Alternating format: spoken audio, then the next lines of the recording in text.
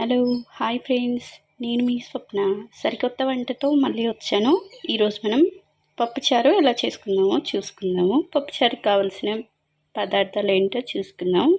ముందుగా నేను ఒక గ్లాసు కందిపప్పు తీసుకున్నానండి, 4 టమాటాలు, ఒక ఉల్లిపాయ, 4 వెల్లుల్లిపాయలు, కొంచెం చింతపండు, 1/2 టేబుల్ స్పూన్ పసుపు, కారం 1 టేబుల్ స్పూన్ తీసుకున్నాను.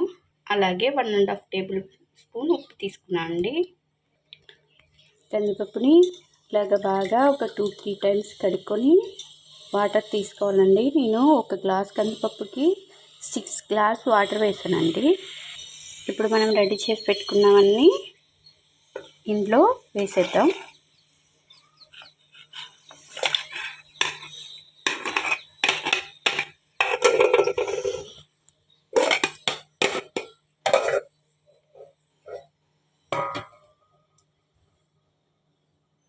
ఇప్పుడు 6 విజిల్ వచ్చేంత వరకు గ్యాస్ మీద పెట్టుకోవాలండి. అలాగే మీకు ఒక చిన్న చిట్కా చెప్తా అండి. పప్పు పొరలకుండా ఉండాలంటే ఇందులో ఒక స్పూన్ వేయాలండి. ఇలాగా ఇందులో ఒక స్పూన్ వేసామంటే పప్పు పొరలదండి.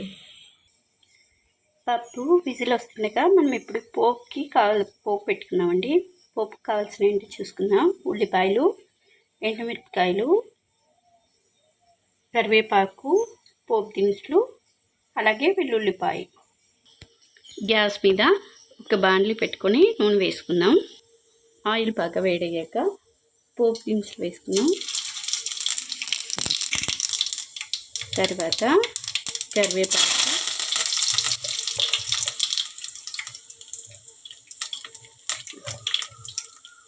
ఉల్లిపాయలు,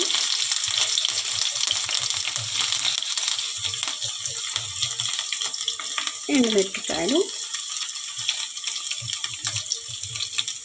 చిన్న ఉల్లిపాయలు అన్నీ వేసుకొని బాగా ఎర్రగా వేయించుకోవాలి.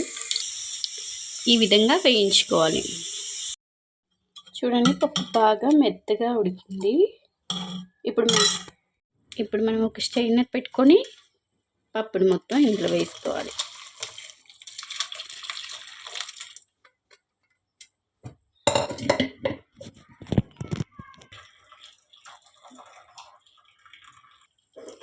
ఇలా స్ట్రైనర్తో వాటర్ మొత్తం సపరేట్ చేయాలి, అందులో వేసుకోవాలి.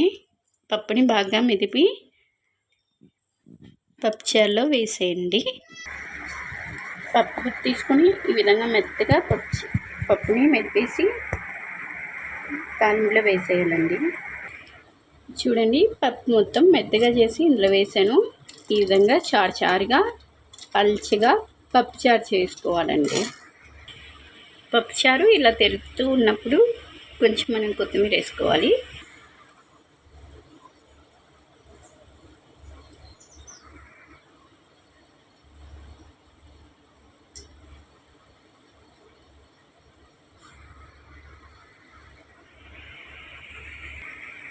మా ఛానల్ మీకు నచ్చినట్లయితే సబ్స్క్రైబ్ చేసుకోండి, షేర్ చేయండి, అలాగే కామెంట్ చేయండి, లైక్ చేయండి. Thank you.